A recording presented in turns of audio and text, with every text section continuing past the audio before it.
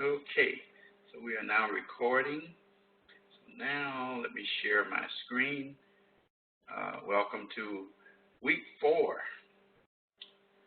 Week 4. I mean, seems like just the other day we were having the open house, and then we had week 2, and now week 4. And if you look at my schedule here, you'll see that we've only got 3 more lectures left after this, week 6, week 8, and week 10. So quarter goes fast. That's why I encourage students to catch up pretty quickly. Okay, I will say that before I get into the actual review here real quick, I just want to comment a little bit about the course project. It seems a few students didn't notice that in week 1, I stressed it in the open house. I think I also mentioned it during our week 2 lecture that it is important that you start out on the right foot and that your assignments required a corrections agency, which meant in either the jail, the prison, or the parole or probation departments. That is it. Now, if sheriffs handle jails, that's accurate and fine. But what has happened is a few people have come back to me with police departments and law enforcement. I says, well, that's not really the case. Remember what we're dealing with. We're dealing with people who have been convicted. Either they pled guilty or they were found guilty, and so now we're dealing with the period of what happens to them, as in probation. You're still under control of the system. Parole, that's after you've served some time, and then you've been out. Of course, jail is the place generally that holds a person who can't afford bond or when no bond was set before trial. And if you have a very short sentence, you might spend time there. And then prison or the penitentiary or the correction facility are the same, that you find yourself there after the conviction or pleading guilty and your sentence is served partially at that location. And I remind students, this is introduction to corrections and not law enforcement. So it's very, very, very, very important that students get that.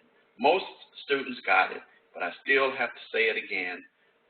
And I want to say it at the very beginning because I have a clue that a few people don't really listen to the archives. And because of the fact that, and don't come to the lectures either because it's not required for grade. Well, I would tell a student in a minute that when I was in school, I went to everything, even didn't matter whether it was extra. I wanted to get it. I was paying my money, and I wanted to become very prepared for the profession, which came out to be lawyer, and criminal law was my goal, and I did that exceedingly well, and as a result of that, I found myself in the position that I am now where I can teach it. So anyway, the bottom line is that it's very, very, very important that the instructions are followed very, very carefully because it'll save you a lot of time. And then regarding your week 2 assignments, and I've said this before, please, please, please be reminded of the fact that your assignments generally require 2 pages. And when I say 2 pages, I'm not talking about the cover sheet. I'm not talking about the reference page. I'm talking about 2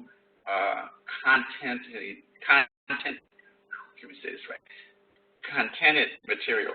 That's not even right either. 2 pages full of content, okay? And so anyway, the point of the matter is I want your critical thinking. I want your research. I want your analysis and application to the issues and the facts, as if you were actually in the position of a correction officer, parole officer, probation officer, jailer, and so forth and so on. So those are the kinds of things I want you to do. And I remind students again that, and not too many of you did this, that 2 points will be removed from your grade if you just use your textbook.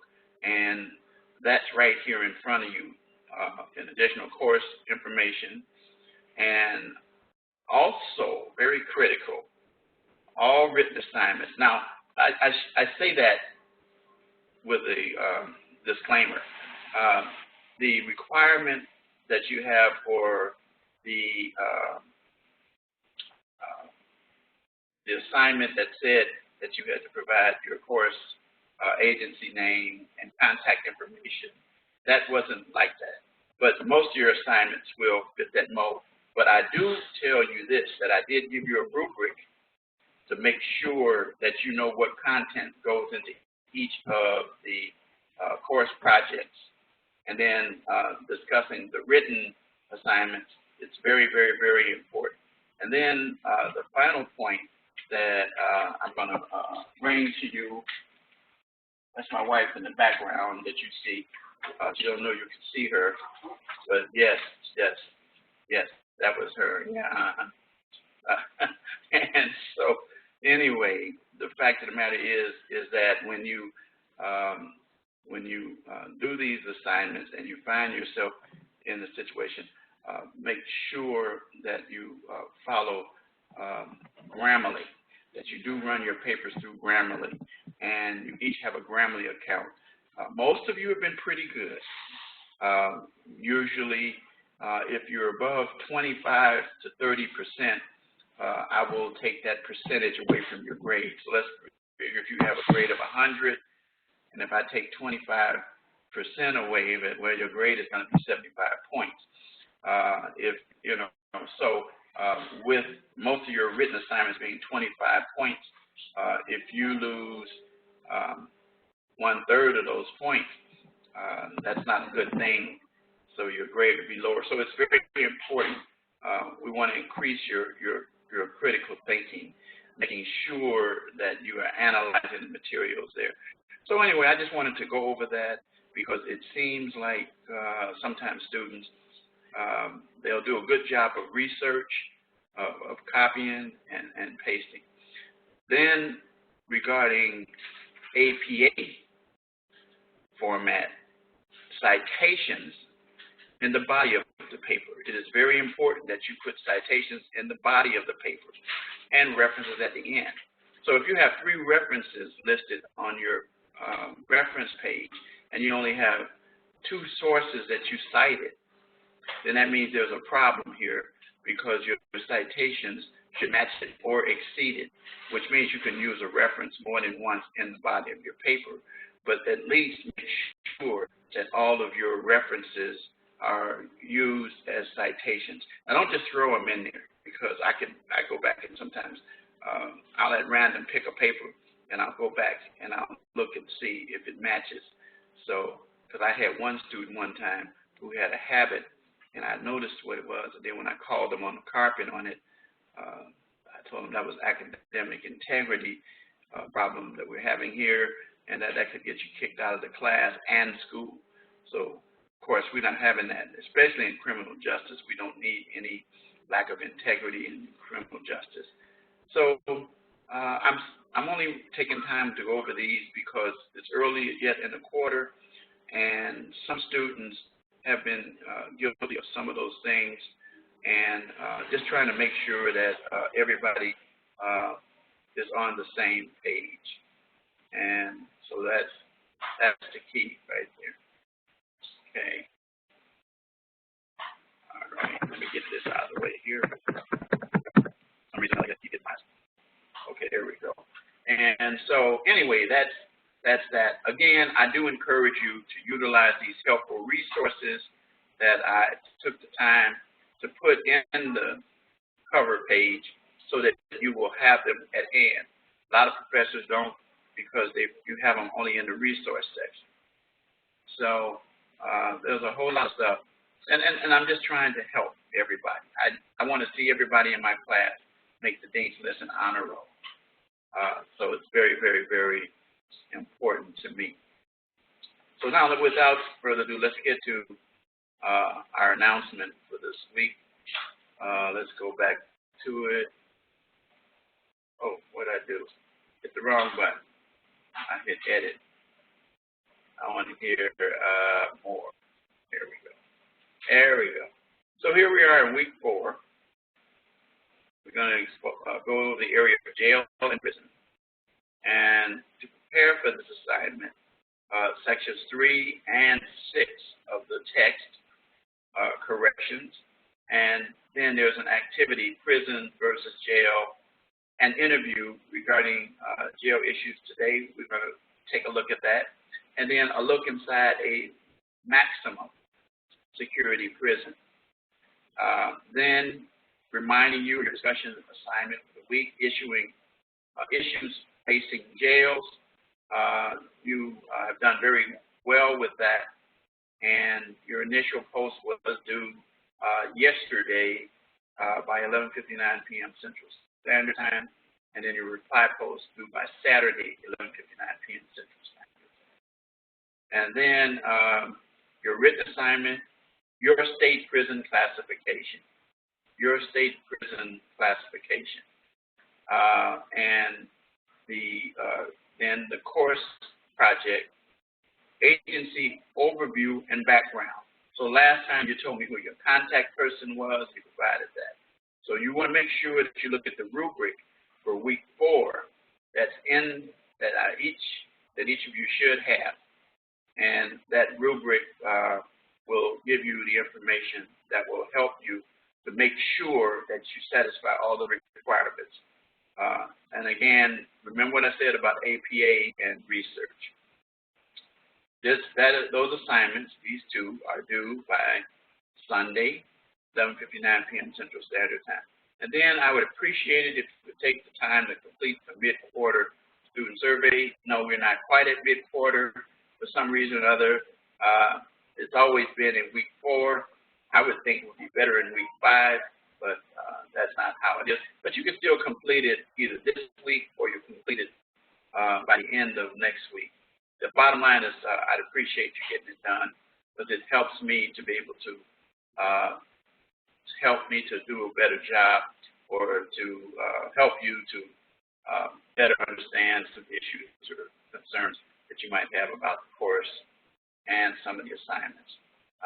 I usually get this common remark from students, and that is they say it takes too long to get the grades back. And I explain to students that if you do your assignments that are due on Sunday, then I start grading them that Monday. Then I have until really midnight of Friday, but I usually, because I have 100 students, take the next couple of days to try to get them done by Sunday.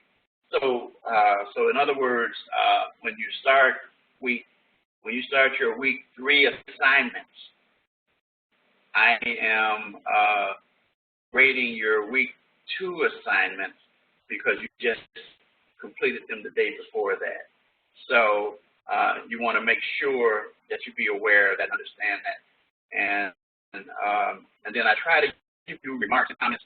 I know my usual remark, everybody says, I appreciate the time and effort that you put in to complete this assignment.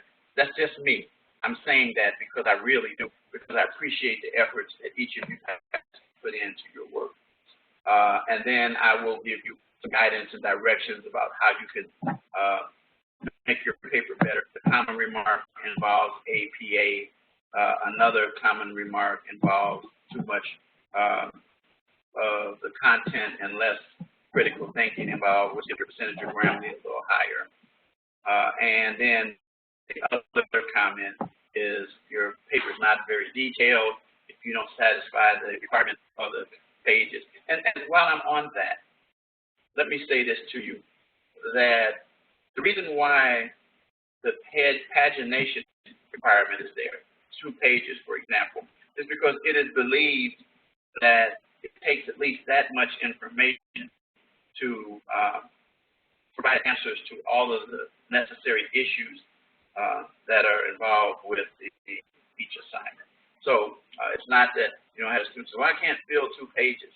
I says, then that means then you're not doing enough critical thinking and you're not providing enough details for research.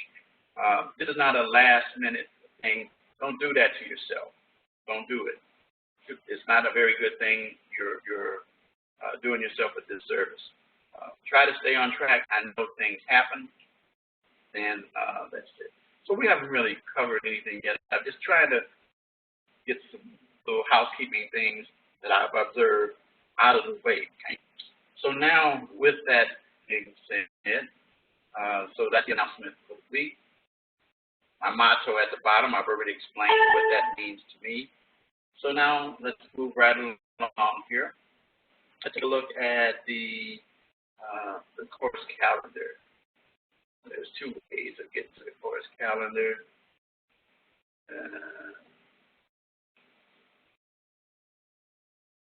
Okay, I usually like to go this way. Let's put it back up there.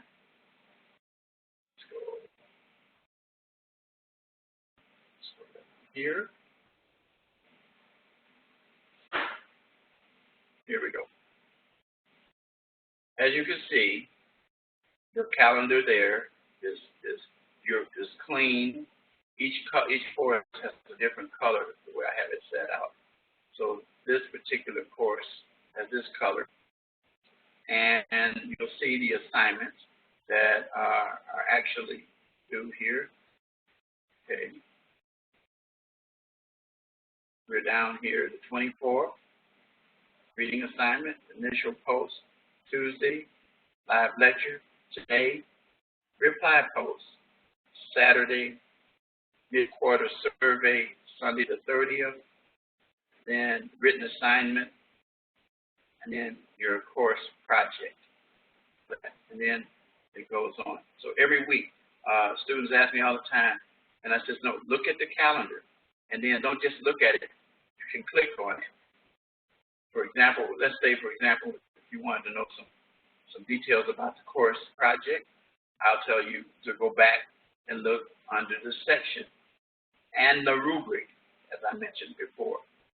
So, very important, very important. Every one of you should have your rubrics that I sent to you. If you don't have them, please send me a message telling me you do not have them. But if you go back and you look at your second email that you received from me. The first one was a welcome email. The second one, I'm not talking about the student lounge introduction. I'm talking about the actual email that you received from me. Make sure that you go back and get that second email, and it says rubrics and project rubrics. So you want to make sure you get that. Okay, let's go now to the actual module. So let's first look at the assignments. Again, forgive me if I keep going over stuff, but I do it for a reason. It's because sometimes it takes more than one time for a student to get this. And that's okay. It's okay. So now it's time for you to present an overview of the agency that you selected in week 2. And regardless of the agency, it says there are 3 common issues required: cost per day, population served, such as demographics, type of crimes, risk and need issues. You should be able to research and find those. And again, once again, give credit for the sources that you get that from. And then the demographics of the prison itself, or jail, or the probation parole. And then it goes on to explain it's also important to reflect on the mission statement and functions. Every organization that I know of has a mission statement, and includes a discussion of how the mission statement is reflected in information that you obtain from the background of the agency. and it explains what this does. Remember, I talked earlier in the open house about the transferable skills. Well, this is an assignment that gives you an opportunity to demonstrate your digital fluency and ethics and professional responsibility transferable skills.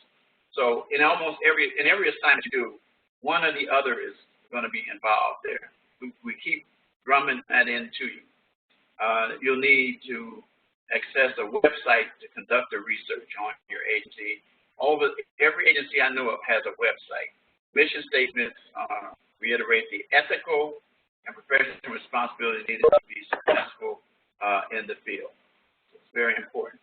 And again, reiterating what I said earlier, you'll see again that the bullet points here tell the type of agencies, a jail, and it tells you, what you're going to need to cover.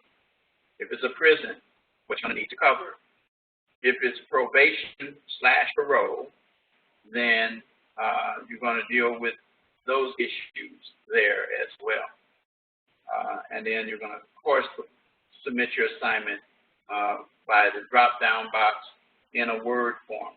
Only 2 people, and then it tells you something about Mac users. I don't know anything about Mac. When I see Mac, I think of mac and cheese.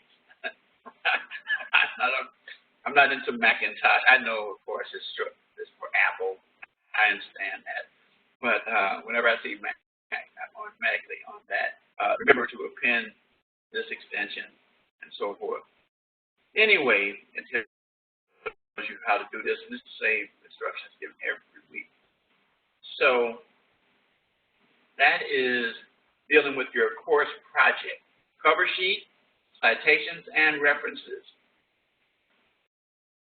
Then your written assignment, your state prison classification.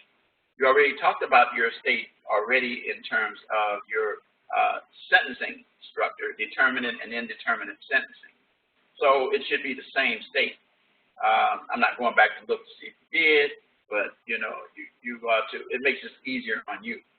And you'll research Department of Corrections, regardless to which one of these assignments you chose. But the DOC, we call it, Department of Corrections in your state, identify the number and types of prisons and so forth, and provide this information that's requested. There it is again. Use correct grammar, cite APA format, and then for more information about APA, it tells you where to find it. Well, I already told you about APA, and then I also provide a source for you as well. And then the same process that you do in terms of submitting your assignments here. And then finally, your discussion issues facing jail. And so, as I said earlier, jail is the difference in short-term confinement for pretrial and convicted offenders. Then they talk about their issues that face the jails. Most of you picked overcrowding. I tend to agree with you. Any situation where, first of all, number one, think about this when you're looking at stuff like this. It's very dangerous working in corrections, in jails, and prisons. And the reason why one of them is overcrowdedness. Overcrowdedness also is related to the short number or not enough officers to cover the ratio of inmates. But you've got to remember this.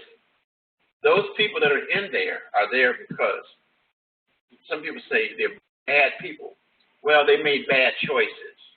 And you can attribute that to being bad people. And there are some bad people in there.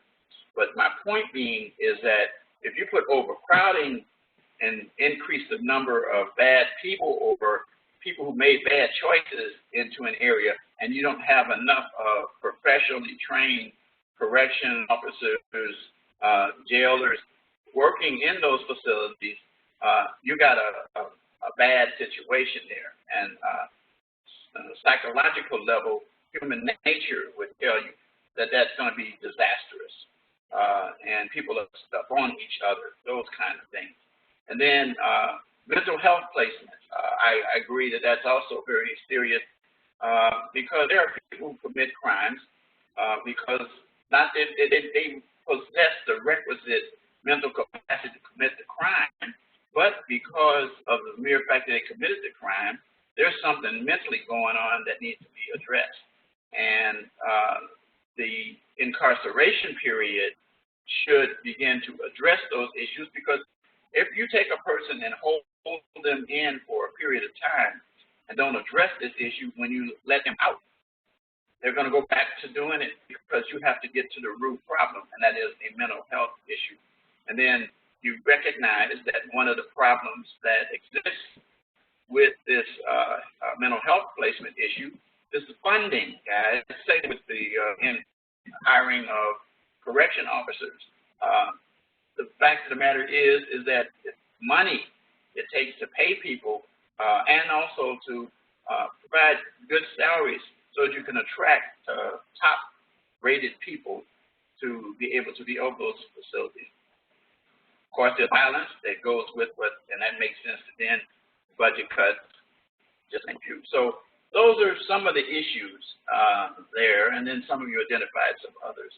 So your initial post, as I said, was due Tuesday, then your reply post is due on Saturday. And then I encourage you again, and many of you have done it, to reply to as many posts as you can. I also let you know that your post one-liners just won't do. I want some thought going into what you're writing. Don't just say, oh, I forgot I got to do my discussion post for 11:59 p.m., so I got to just throw something together. You're still going to lose points, because I read every one of them. Like I said, I got 100 students, so if you think about that, and you provide a discussion post, and you provide the minimum of 2, that right there is 200 that I get every week from all 5 of my classes. But I do pay attention to those. Okay, now, it's 9 o'clock already, and I've given you a lot of stuff. The next part about this class is that I'm here to coach you and guide you in the direction that you want. The other benefit that I have is I have several of you who have actually worked in corrections, or are working in corrections, or have a close family member in corrections. Excellent, because it gives them guidance as well. Okay. Now, let's go to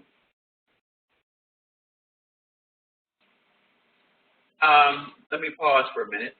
Any questions from any of you guys before I go into the content? You can type it into the box. If you have a question, let me know. And by the way, make sure that when you, okay, John says nothing so far. And if you have it, type it so that everyone can see it, not just me. Because imagine if you're asking a question in class, everyone would hear you. It's the same kind of thing here. So looks like John's the only one who, okay, Clifton, no questions. Okay, let's see. Let me see who else I got here. Okay, all right. But sometimes I find myself in situations where I'm just going on and on and on, and there are questions. Okay, okay. Talisa, Shah. That's Shah. Okay, I got you. One of my things is try to make sure I say people's names right. All right. No questions. Let's get into the objectives for the week. To define the purpose of jail, we've already done that, and explain the bail process. So very simply, the bail process is a process that if a person is awaiting trial, they are going to, or either in an appeal process, but let's deal with the trial process pretty much, because that's what we are operating with in this class. It is an amount of money or property that's pledged as collateral to guarantee the appearance of those individuals. Now, the bail, a lot of people don't understand this. The Constitution does not give you an absolute right to bail. The Constitution in the 8th Amendment says that bail should not be excessive. In other words, the bail should not be higher than the amount to fit the crime.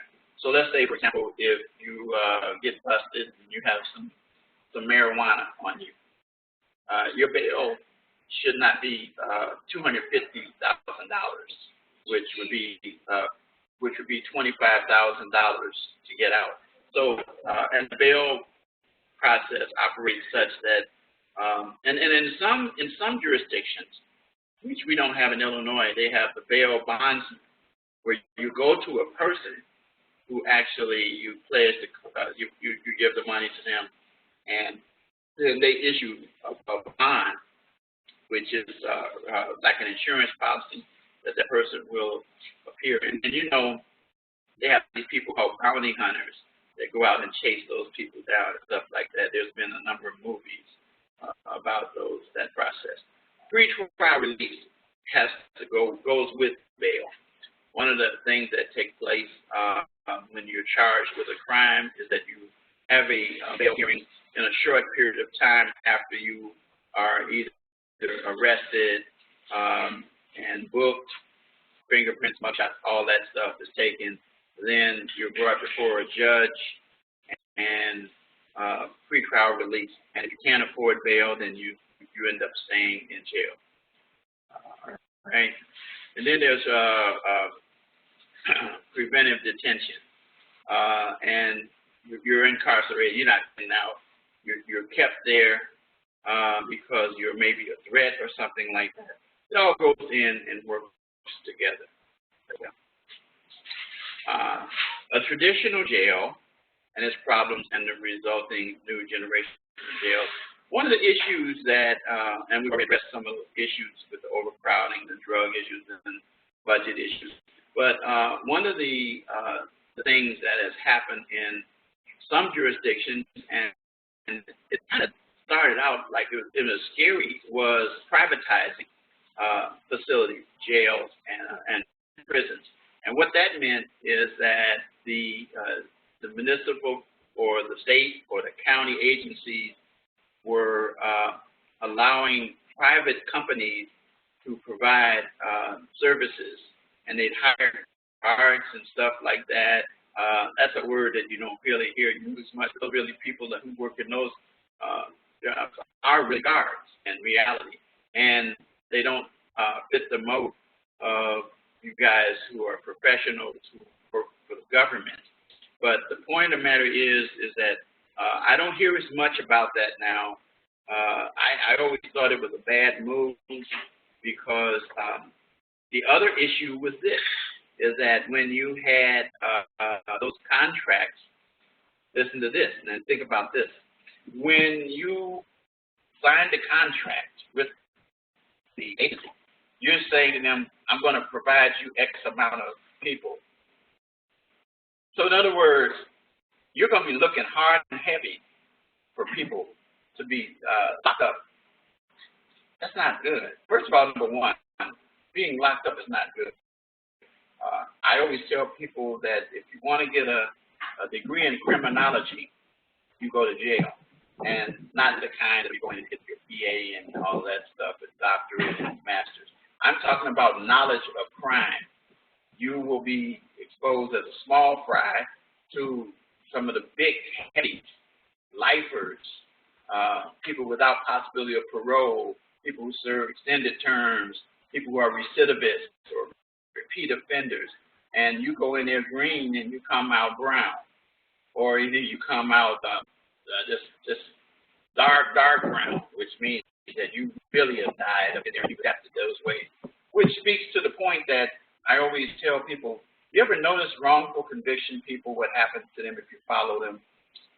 Wrongful conviction people who have served long periods of time in jail or in prison, I should say, many years, I mean up to 25 to 30 years. And then they find out through DNA or through some newly discovered evidence that they got the wrong person. Well, what happens is two things. One, that person comes out and they get a big money settlement, which everybody says, oh, wow, that's cool. That is not cool. You can't equate money with the years that you spent incarcerated. Let's say, for example, if you have a child and that child was a baby when you went in, and then when you come out, that child's 25 years old. Well, that child doesn't really know you, but they know you, but they didn't have the relationship that you have with your parents. So what I'm saying then is that individual comes out and they pick up many of the habits from being exposed to the kinds of people that are there. And they lose hope and they say, oh, what the heck? And then when they get out and they get the big money, man, they go through that money like a person won the lottery. And the reason why I said that is because there's been studies demonstrating that people who win the lottery are wealthy today and broke tomorrow because of the fact that they don't know how to take that money and use it because it comes too quick, too fast. Well, it's the same thing that happens there in that situation. So I tell people I feel really bad for those people that happen. There's a few success stories. I got a young man, his name is Jared Adams, and Jared was charged with rape in Wisconsin years ago, and I think it's Jared Adams. We call him Jared. But anyway, he ended up using that time when he was found not guilty or released later, and he took time at that time, and yeah, Jared M. Adams is his name. You could go ahead and look it up, Jarrett M. Adams, and you will discover this, that he's an attorney, and he's an attorney involved in wrongful convictions. In fact, he was representing somebody recently in Madison, for those of you who are in Wisconsin. But the point of the matter is that what he did was he took his time and he wanted to help other people. Well, guess what he did? He went to law school, passed the bar in Illinois, and went past the bar in New York, and that's where he's living. But those are the kind of things that hardly ever happen.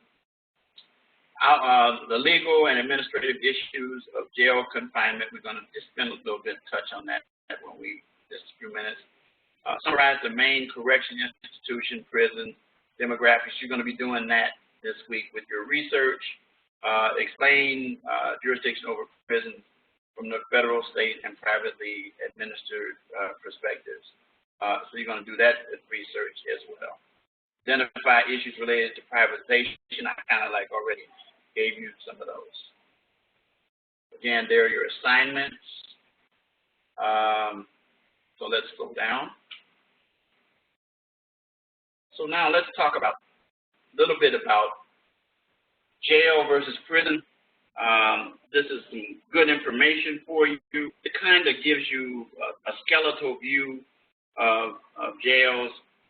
It says that jails are for short-term confinement, pretrial, and to how the offender is convicted of low-level or misdemeanor crimes, where commitment is 1 year or less. Which, by the way, I always ask students, do you know the difference between a felony and a misdemeanor?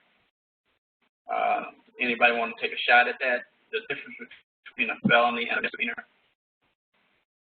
I've already kind of helped you, but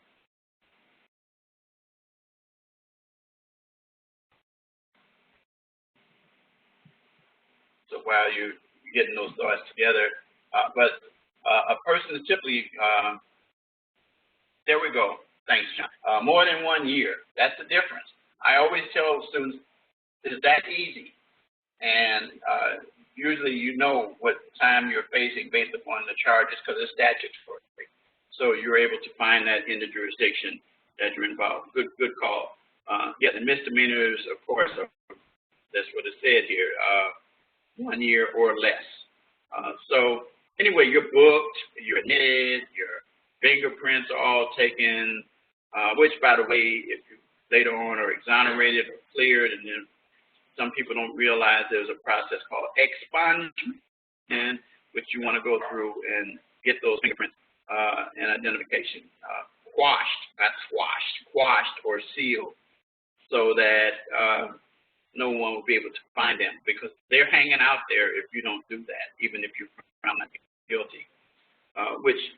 If you're dealing with a situation where there's some background checks that reach that stage, then they'll want to know, even if you're found not guilty, they still look at you with a jaundiced eye like, okay, that means this person has been in trouble, even though they didn't do it. And you know what happens to people who think that, as I said, they'll post on page 1 the fact that the person is charged with an offense. Then when they get freed, it's on page 95 near the obituary section, or near the real estate section, or the commercial section. So you know what I mean. But some offenses allow quick release by posting a bond, while felonies require appearance before a judge or magistrate to establish bail, or to be released on what we call an I bond, the letter I, not EYE, but it could be EYE, but they use the letter I for what we call recognizance bond. In other words, you're released on your recognizance. In other words, you probably haven't been charged with something serious, and you also probably found yourself in a situation where you've never been in any trouble with the system or very little contact. And then contemporary jails are located in the community, right there, usually near the courthouse in our Will County here, down here in Joliet, near where I live here. There's the courthouse, jail is right behind there. And the same thing in Chicago, the main jail, 26 in California, which is called the Big House, and used to be called the House of Corrections, but now it's Cook County Jail, and it's behind the courthouse. And so usually the sheriff or somebody, some elected official handles that. And then I'm not going to go into the populations and all that stuff, but you understand how those things operate. So, and then also the last thing, privatizing their services, including medical, mental health, and food services, and facility construction. And then they talk about the lack of resources, and then some of the serious issues that we've already discussed. And then we start talking and jumping over into prisons. Serious offenders, those who have been convicted of at least a year and a day. Again, you be aware that if you're misdemeanors, you're probably not going to go to prison. You're going to be in jail. But if you commit a felony, that could be too, that you may not go to prison, even just because you're convicted, because you can get probation.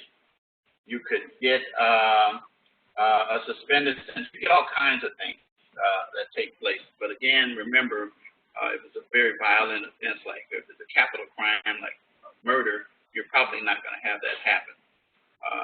And then prisoners today are almost 90% state versus federal inmates. When I practiced, I didn't do very many federal cases. I worked with a few attorneys enough to learn that I didn't like them, but I did the state cases primarily. And then primarily male, most of my clients were male, and violent offenders, most of them were. And then there were racial and ethnic differences. Most of my clients were African American. I had some Latinos. I had some Caucasian clients from different backgrounds, different countries across the world.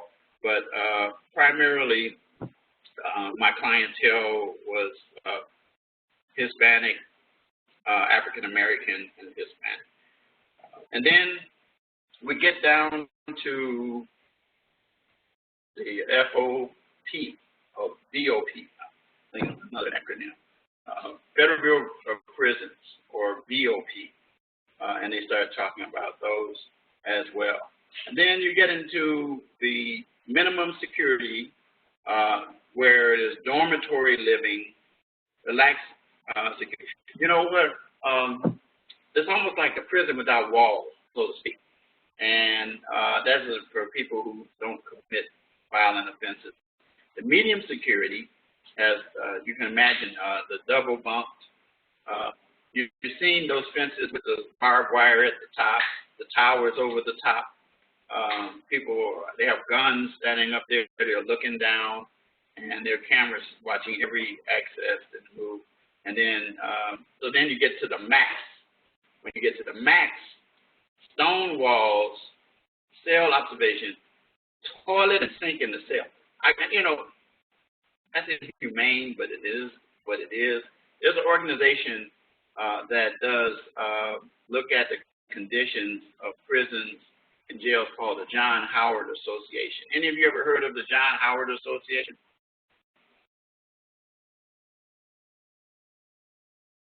You ever heard of it? Okay, you should know John. I'm messing with you. It's an H in that one.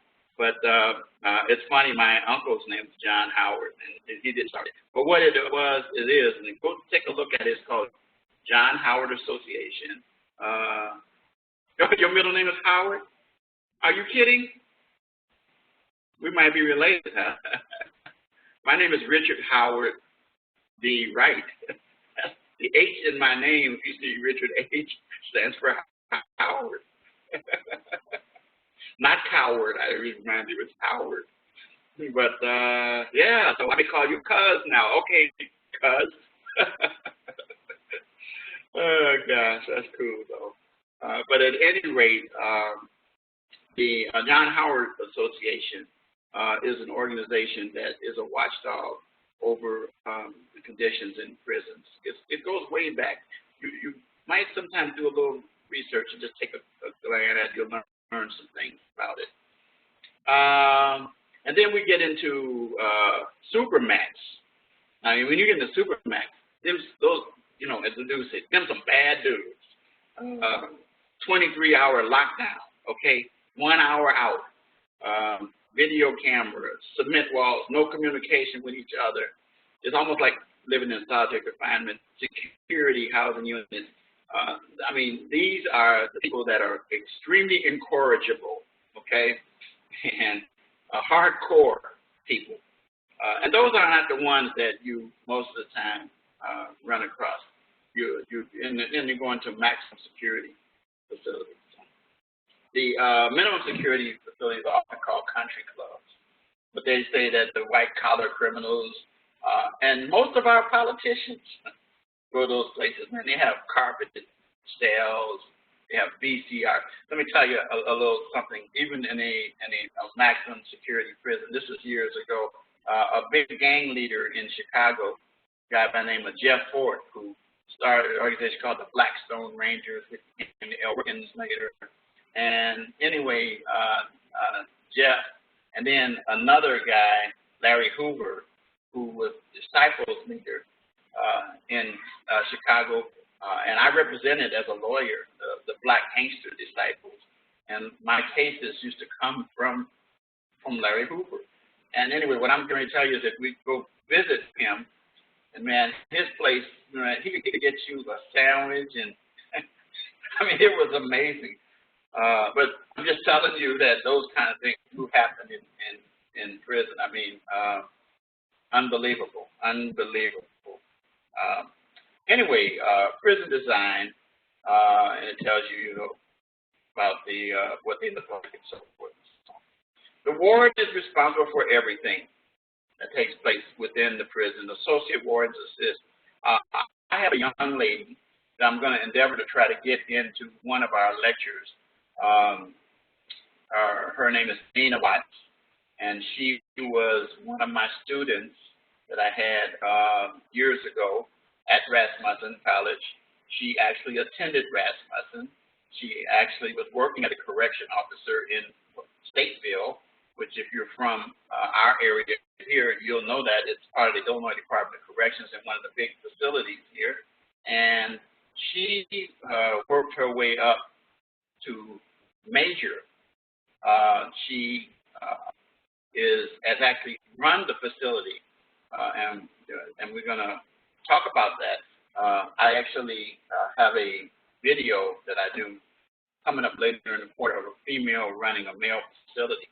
You'd be surprised how well females operate in male facilities. At first glance, people thought that females would be at female facilities and males would be at male facilities, but actually there's quite a few females that do a good job as wardens or climb to the top and those kind of things. So anyway, wardens are the ones who run it. So I'm hoping to get Nina in sometime. She's on her way. She's following in my footsteps. She's going to be a criminal lawyer. And so I'm helping her to get ready for the LSAT. She got her associate in 2014 and her bachelor's in 2016 in criminal justice. Very proud of her. So now let's look at this interview. Take a few minutes here. And it's about 9 minutes, so we might go a little bit over. And the reason why we're going a little over is because I went over some of that housekeeping stuff earlier, so hang in there. So let's take a look at this video here. A few minutes. Tell me about your background and your position here in Sherburne County. Sure. Well, I worked at the Sherburne County Jail for the past 18 years. And over the past 18 years, I've held the capacity of a corrections officer, of a jail sergeant, the jail captain, and currently I'm the assistant jail administrator. Okay. And your background? Before that, I worked for a couple of years. I was assistant produce manager. I was going to St. Cloud State University when I was the assistant produce manager. And then I had an opportunity to apply for Sherburne County, which I did, and I was accepted. Before that, I was in the Marine Corps Reserve. I'm a veteran for the first Gulf War, which I learned a lot of things. It was an experience that I'll never forget, and gained a lot of experience out of that. Before that, I was at St. Cloud State University.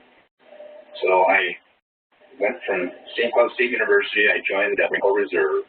I didn't graduate at that point, and ended up getting activated for the Gulf War.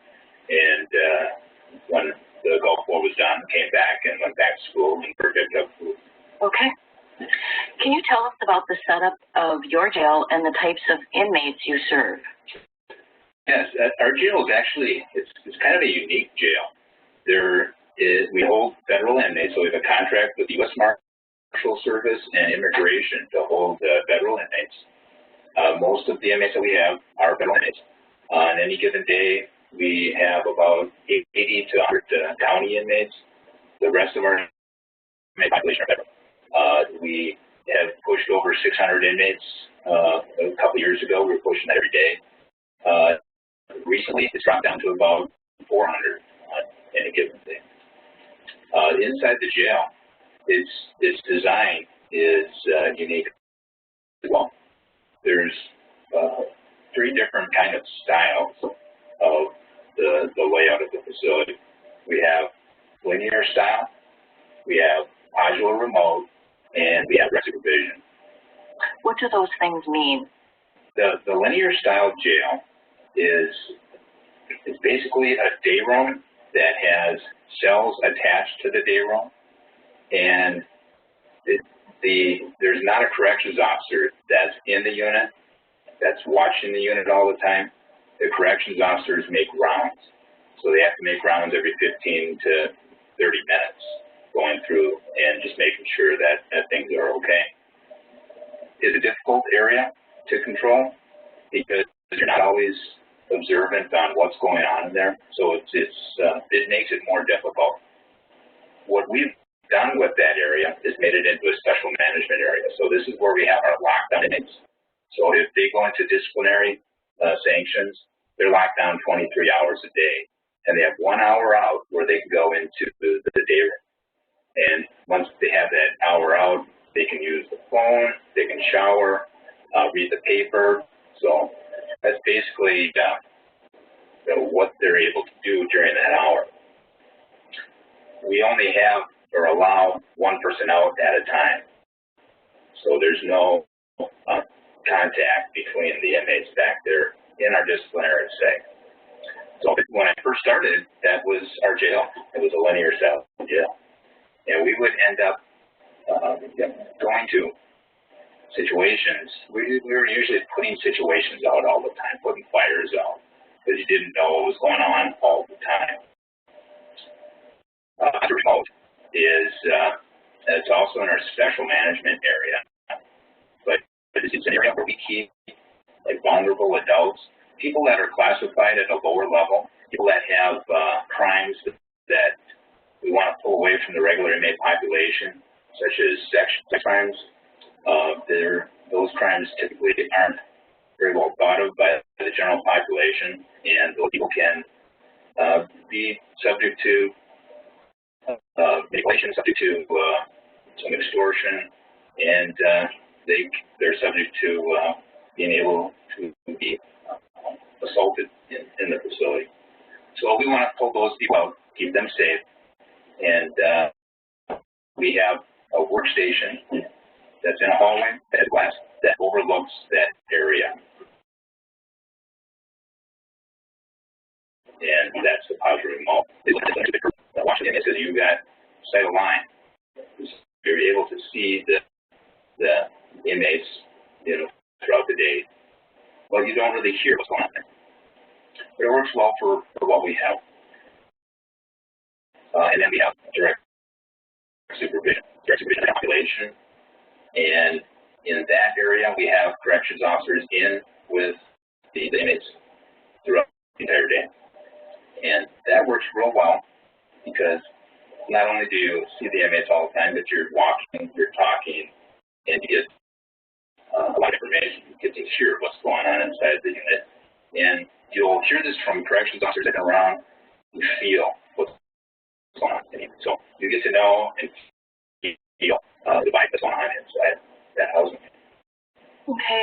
You touched on this, but could you talk more about administrative issues in the jail?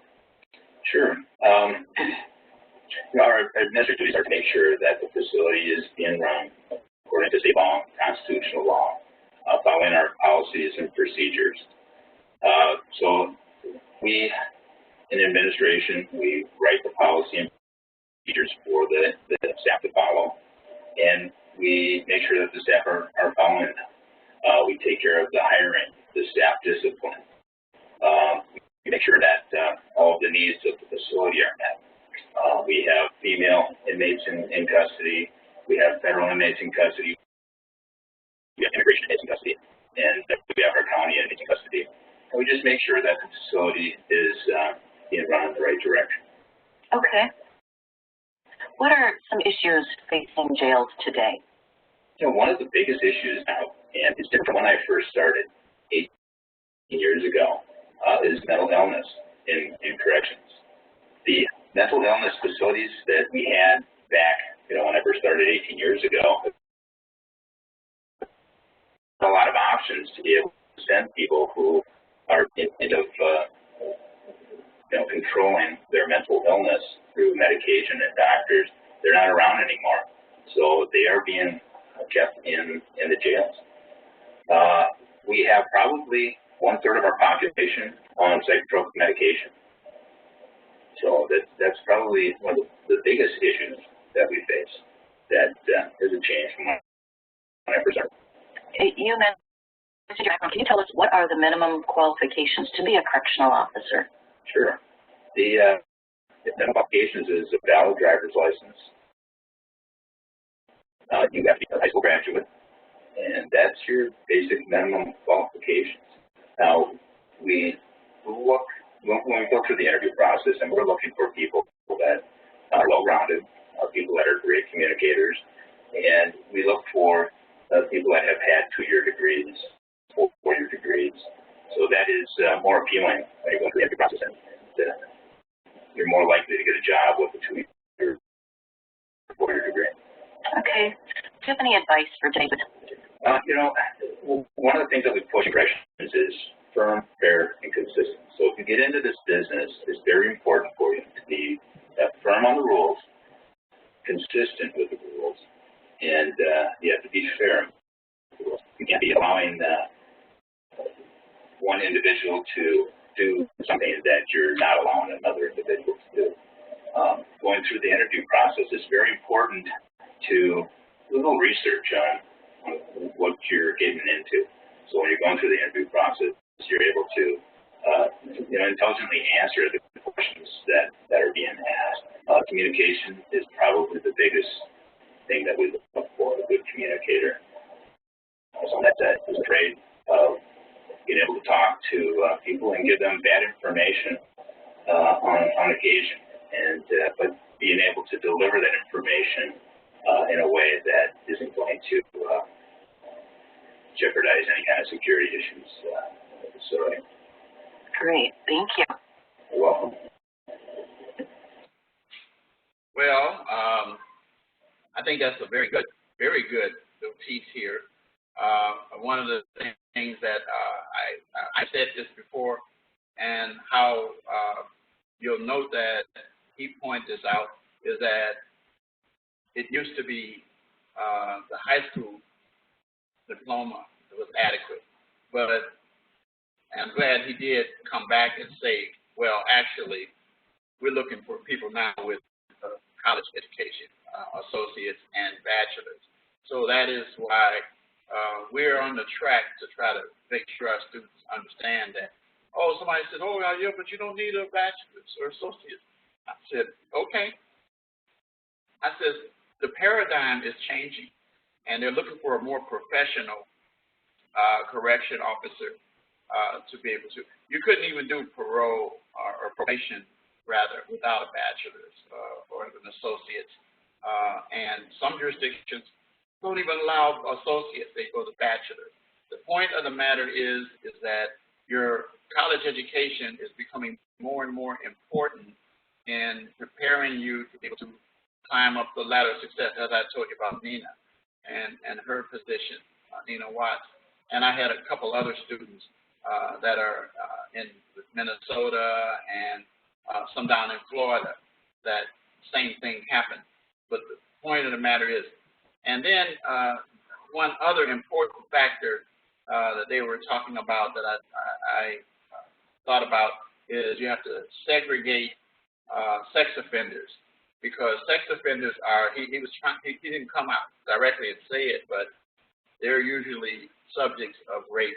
And you'll be surprised, well, you don't be surprised, but you should know this, that sex offenders, and particularly child molesters, they hate murderers. I mean, drug dealers, any most serious offenders can't stand them. They see they give criminals a bad name. I mean, I got to smile when you hear that, but it makes kind of sense. They don't like you doing those kinds of things. They don't like rape, but they really hate child molesters with a passion. And so, as a result, so something else they don't like is law enforcement officers who find themselves behind bars. Well, why? Because you put some of those people or their relatives behind bars, or they know you, they're waiting, man. They're like a vulture with a bib and a knife and a fork, and they're just sharpening up for you. But anyway, the point of the matter is that. And then the final thing I'm going to say about this interview, just to piggyback off of the 3 points: fair, firm, and consistent. You're going to hear that again in another one of these videos that we do coming in the weeks. But it's very important: fair, firm, and consistent. And that's what you have to do. Because if you're not fair, then you're going to open up a can of worms that you don't want to open up. And if you're not firm, then you're going to be looked at as weak and then taken advantage of. And then consistency, they don't know what to expect from you. So you want to do those. Those are very, very critical issues. So anyway, the last thing is this virtual tour. If you have to go, you could go, but I'm going to take a few minutes to attempt. I know sometimes it doesn't work, but this is really good. Many of you guys from Minnesota will maybe even know about this facility. but this talks about gives a virtual tour of a maximum. So I'm going to go ahead and continue with this. See if I can get it up, because sometimes I get it up, sometimes it doesn't. Okay, good. There it is. Come on. Let's see. It takes. Oh, I got to fix this. Firefox has prevented it, so I got to allow and remember. Here we go.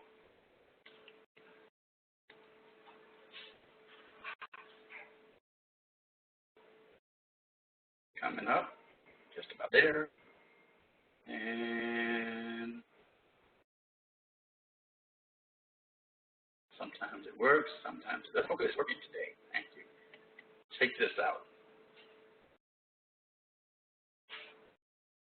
What? Let me do this. It says none of the contents. Let's see.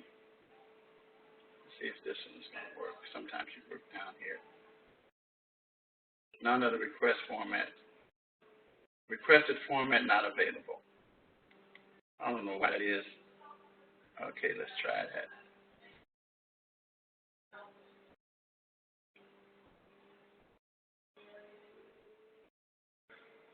None of the requested.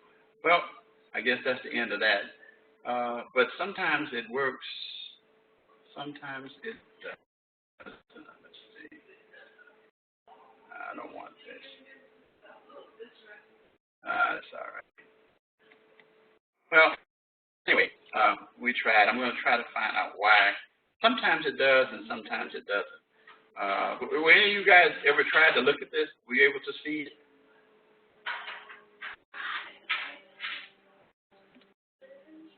Were you able to see that?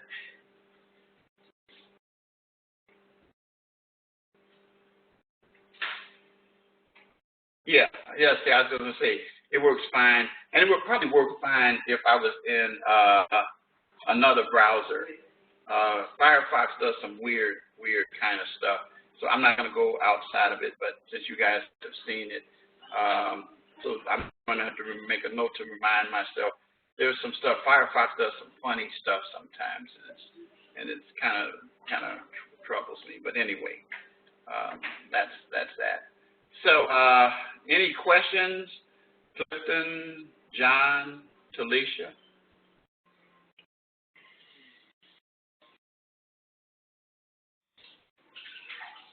Nothing. Okay. Okay.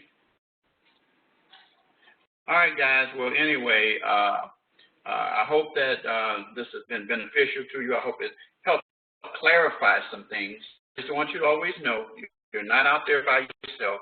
I heard a student came to me with a comment or a question that someone told them that when you go to this school that you just get a book and then you're out there on your own. Well, that's not true. That's not true. Especially in classes I teach. Like I said, my rule is I'm available any hour of the day except the 25th hour of the day. I haven't received any messages from students at the 25th hour. If they were, I don't know where they went. They're probably out in the twilight zone somewhere, and because there's only 24 hours. So anyway, with that, I'm going to say good night to you guys. Thanks for spending the last hour and it's just 8-9 minutes with me, and that look to see you guys in a couple of weeks. And in between that time, I don't disappear. I do communicate with you. If you send me an email, and some of you have, I respond back quickly. I had a student that hit the send button and they were getting the reply right back. And then they said, oh, I forgot I had to add some more to it, but you already answered more than what I was going to ask you. So that's just how I am, proactive. So have a good evening, guys. Have a good week, and take care.